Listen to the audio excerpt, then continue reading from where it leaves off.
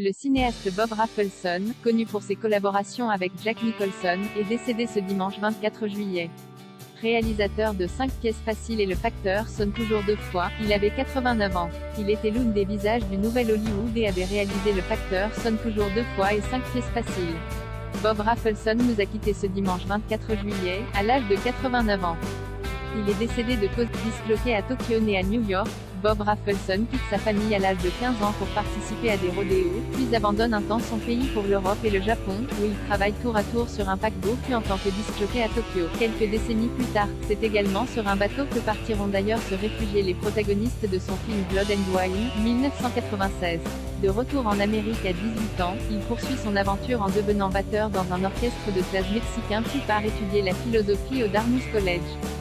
Son service militaire accompli, il termine ses études de philosophie puis devient critique de cinéma. Bientôt, il se fixe à la télévision comme conseiller au scénario pour les besoins de l'émission de David Susskind Play on the Week. S'ensuit en 1966 la création de l'émission The Monkees, pour laquelle il reçoit l'Emmy de la meilleure série comique. L'ami de Jack Nicholson, précurseur du nouvel Hollywood, le jeune réalisateur engendre alors dès le début de sa carrière une influence considérable sur le cinéma américain.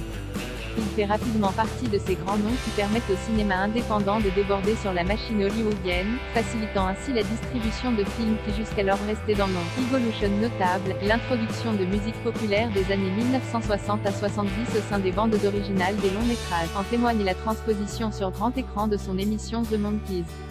Sous le nom de Ed, 1968, le film relate les aventures comico-psychédéliques du groupe pop-rock The Monkees, en s'inspirant de Au Secours, 1965, réalisé par Richard Lester. Au scénario, un acteur encore inconnu qu'il recroisera par la suite à bien des reprises, son ami Jack Nicholson. En compagnie des 4 membres du groupe, munis d'un magnétophone ainsi que d'une quantité de produits illicites, ils enregistrent toutes les idées passant dans leurs têtes embrumées. Résultat, un collage surréaliste parodiant à peu près tout ce que le cinéma américain compte de genre. Déroutant même les fans du groupe, le film est accueilli avec fébrilité aussi bien par la critique que le public.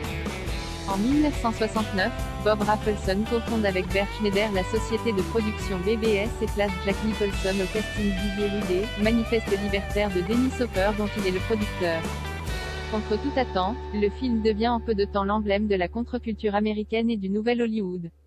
À noter que le directeur de la photographie Laszlo Kovacs, à l'origine de cette lumière si particulière dans Izzy est choisi par Rafelson pour quelques-uns de ses films suivants. 5 pièces faciles. Il faut attendre 1971 et sa seconde réalisation 5 pièces faciles pour que Rafelson connaisse sa première reconnaissance publique. Récit autobiographique et flânerie emblématique de la jeune garde hollywoodienne, le film ne démontre ni ne raconte rien, sinon l'errance de protagonistes en proie à un vide existentiel dont il ne semble pas avoir conscience. Célébré par la critique, le succès public est au rendez-vous. L'occasion aussi pour Jack Nicholson de connaître le premier rôle majeur de sa carrière. On ne change pas une équipe qui gagne. L'année suivante, l'acteur rempile avec le réalisateur pour le tournage de The King of Marvin Gardens, 1972. L'idée de tout ce qui pourrait le rattacher à un genre, le film est certainement l'œuvre de Rafelson la plus radicale. Le cinéaste y rejetant toute trace de spectacle, en découle une presque totale absence de progression narrative, amenant à tort la critique comme le public à bouder le pied. Après avoir produit quelques films notables comme La Dernière Séance, 1971, de Peter Bogdanovich et La Maman et la Putain, 1973, de Jean Eustache, il réalise en 1976 T-Hungry, long métrage bodybuildé porté par les acteurs Jeff Bridges, pour son premier rôle d'importance, Arnold Schwarzenegger. Le comédien autrichien y remporte pour l'occasion le Golden Globe du meilleur acteur débutant. Sport, romance, comédie, on ne sait une fois encore pas dans quelle case ranger la chose. Hommage au film noir en 1981, sort dans les salles obscures Le Facteur sonne toujours 2 fois, où Rafelson retrouve Jack Nicholson, accompagné de Jessica Lange. Il s'agit du remake du film éponyme mis en scène par Tay Garnett, lui-même adapté d'un classique de la littérature écrit par James M. Cain. Cette fois-ci, la plongée dans le film noir est franche. À la différence de la première adaptation du Facteur sonne toujours 2 fois, le couple est ici animé d'une attirance aussi bien sentimentale que sexuelle.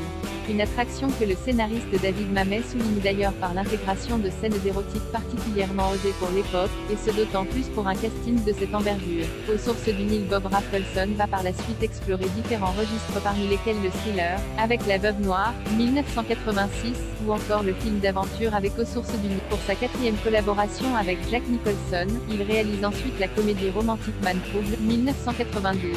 La mauvaise réception de ce dernier marque alors le déclin de la carrière du cinéaste, qui tourne par la suite principalement des téléfilms et quelques épisodes d'une série érotique. Il surprend toutefois en 1996 pour ses ultimes retrouvailles avec Alice Tryon de Shining en retournant avec Blood and Wine, 1996, à son genre de prédilection. Dans la même veine que The King of Marvin Gardens, 1972, qui tournait déjà autour d'une relation entre frères, et surtout de 5 pièces faciles, 1971, le film traite des liens père-fils, une œuvre hybride, policier et intimiste, qui sonne, près de 25 ans plus tard, comme la clôture d'une trilogie sur les rapports conflictuels. Entre retenue et cabotinage, Nicholson, le fils d'hier, y est cette fois-ci promu à la fonction paternelle. 6 ans plus tard, le metteur en scène signe un autre film policier, sans motif apparent, 2002, réunissant une brochette de stars parmi lesquelles Samuel L. Jackson, Mila Jovovich et Stellan Skarsgård.